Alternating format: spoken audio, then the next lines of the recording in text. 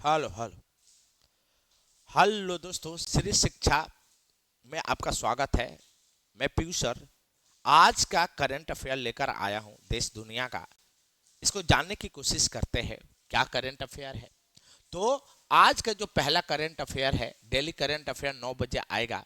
Piyush sir के साथ आप मिलेंगे डेली 9 बजे। तो आज का जो क्वेश्चन है कि झारखंड सरकार को सुप्रीम कोर्ट द्वारा कितना क्षेत्र सरंदा को वन्य जीवी अभयारण्य घोषित करने का निर्देश दिया गया है। मतलब सुप्रीम कोर्ट ने अभी झारखंड सरकार को यह आदेश दिया है कि 31,468 हेक्टेयर जमीन जो है वो वन क्षेत्र के अंदर लाया जाए। मतलब इसका आंसर सी हो जाएगा।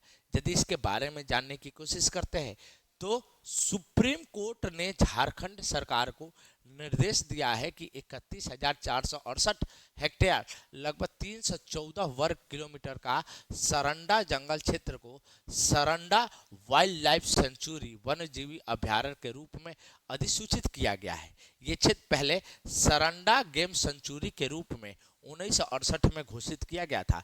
मतलब ये जो जगह था 1968 में सरंडा सेंचुरी के रूप में इसको घोषित किया गया था। अब देखिए कोर्ट के कुछ आदेश है राज्य सरकार के लिए। तो उन्होंने कहा है कि 3 महीने के अंदर ये अधिसूचना जारी करना है। साथ में उसने खनन पर रोक लगाई है। आदेश ये भी कहा है कि सेंचुरी के सीमा के जो 1 किलोमीटर तक है वहां पर क्या करना है, तो खनन आप नहीं कर सकते हो। साथ में कोर्ट ने यह भी कहा है कि 6 ऐसे खनन क्षेत्र होंगे जो इसके बाहर रखने की अनुमति दी गई है, जो इस पर अनुमति है कि वहां पर आप खनन कर सकते हो। साथ में स्थानीय आबादी के लिए भी सुप्रीम कोर्ट का गाइडलाइन है। और स्थानीय आबादी के लिए ये गाइडलाइन है कि जो पर्यावरण है साथ में जो समुदाय है दोनों को एक साथ लेकर चलना है।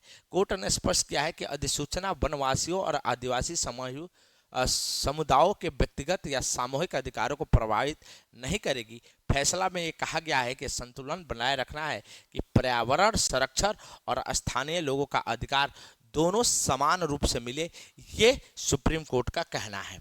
अब देखिए सरंडा जंगल एक जैव विविधता का महत्वपूर्ण क्षेत्र है जिसमें साल के घने पेड़ हैं। तो सरंडा किस लिए जाना जाता है, झारखंड में मौजूद है। ये साल के वृक्षों के लिए जाना जाता है। साथ में बहुत सारे जीव जंतुओं का निवास है इसमें। यह फैसला पर्यावरण संरक्षण की दिशा में एक बड़ा कदम माना जा रहा है कि कोर्ट ने पहली बार सक्रिय रूप से एक जंगल को वन जीवी अभयारण्य बनाने का आदेश दिया है। तो एक वन जीवी अभयारण्य को वाइल्ड लाइफ सेंचुरी बनाने का आदेश दिया गया है और उसकी प्रोटेक्शन बहुत जरूरी है।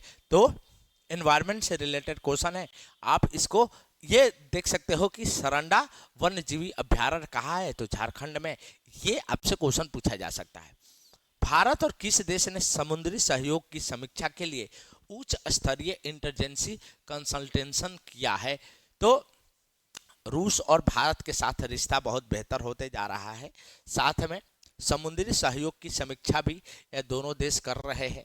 खैर इसका जो है यदि जानने की क्या है, तो भारत और रूस और नई दिल्ली के उच्च स्तरीय इंटर एजेंसी कंसल्टेशन किया गया है जिसमें समुद्र मेरीटाइम सहयोग को पूरा समीक्षा की जाएगी। मतलब रसिया और इंडिया समुद्र से कहीं आसपास मिल नहीं रहे हैं, उसके बावजूद भी दोनों समुद्र पे अपनी एक दूसरे की क्या कहें सहयोग करने की बात कर रहे हैं।